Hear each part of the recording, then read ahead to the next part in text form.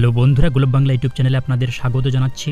ইতিমধ্যে রাজ্যকে নির্বাচন কমিশনের পক্ষ থেকে চিঠি পাঠানো হয়েছে, অর্থাৎ স্পেশাল ইন্টেনসিভ রিভিশন ভোটার তালিকার যে বিশেষ সংশোধনী প্রক্রিয়া সেটি শুরু করার জন্য ইতিমধ্যে নির্বাচন কমিশন তোড়জোড় শুরু করে দিয়েছে। এই নিয়ে বিস্তৃত আপডেট, গুরুত্বপূর্ণ আপডেট রয়েছে আপনাদের জন্য। এই ভিডিওটিতে শেষ পর্যন্ত দেখতে ভুলবেন না।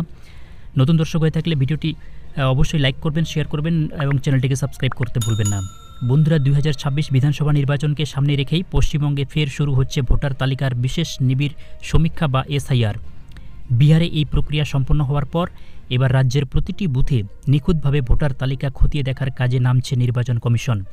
কিন্তু এই কাজে এখনও রয়েছে বিএলও বা বুথ লেভেল অফিসার সংকট, যা কমিশনের অন্যতম বড় চিন্তার কারণ।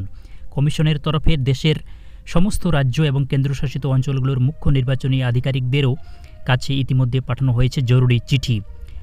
ওই চিঠিতে স্পষ্টভাবে জানানো হয়েছে ভোটার তালিকার নিবিড় সমীক্ষার কাজ শুরু করতে হবে অবিলম্বে। সেই সঙ্গে বিএলও সুপারভাইজার এবং বুথ লেভেল এজেন্টদের নিয়োগ এবং প্রশিক্ষণের নির্দেশও দেওয়া হয়েছে কমিশনের পক্ষ থেকে। কমিশন সূত্রে খবর, বিহার বাদে দেশের সমস্ত রাজ্যের সিইওদের দপ্তরে চিঠি পৌঁছে গিয়েছে। পশ্চিমবঙ্গে 2002 সালের ভোটার তালিকাকে ভিত্তি করে এই এসআইআর পরিচালিত হবে। ইতিমধ্যে কমিশনের পক্ষ থেকে 11টি জেলার শতাধিক বিধানসভা কেন্দ্রের ভোটার তালিকা প্রকাশ করা হয়েছে। অর্থাৎ আপনারা কিভাবে আপনার বুথের ভোটার তালিকা 2002 সালের দেখবেন, এই নিয়ে কিন্তু আগেও ভিডিও দেওয়া হয়েছে। সব জেলা এখনও আপডেট হয়নি। 11টি জেলার শতাধিক বুথের যে লিস্ট সেটা আপনারা অনলাইনে নিজে ডাউনলোড করতে পারবেন। এই নিয়ে ভিডিও দেওয়া হয়েছে, আপনারা ভিডিওটি দেখে নেবেন। বিএলও সমস্যার মাঝেই ভোটার তালিকায় নিবিড় সমীক্ষার প্রস্তুতি চূড়ান্ত করতে হচ্ছে। কমিশনের নিয়ম অনুযায়ী প্রতি বুথে একজন বিএলও আবশ্যিক। যদি ভোটার সংখ্যা 1200-র বেশি হয় তবে আলাদা বিএলও দিতে হবে। একজন বিএলও সুপারভাইজার সর্বোচ্চ 10টি বুথ দেখভাল করতে পারবেন। অথচ অনেক জায়গাতেই এখনও বিএলও নিয়োগ হয়নি।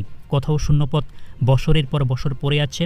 নির্বাচন কমিশন চাইছে 2026 বিধানসভা ভোটের আগে রাজ্যে সম্পূর্ণ ভোটার তালিকা প্রস্তুত করতে। সেই তালিকায় নতুন ভোটার যুক্ত হওয়া, মৃত বা স্থানান্তরিত ভোটার বাদ পড়া এবং অন্যান্য সংশোধনী বিষয়গুলিকে সবচেয়ে গুরুত্ব দেওয়া হচ্ছে।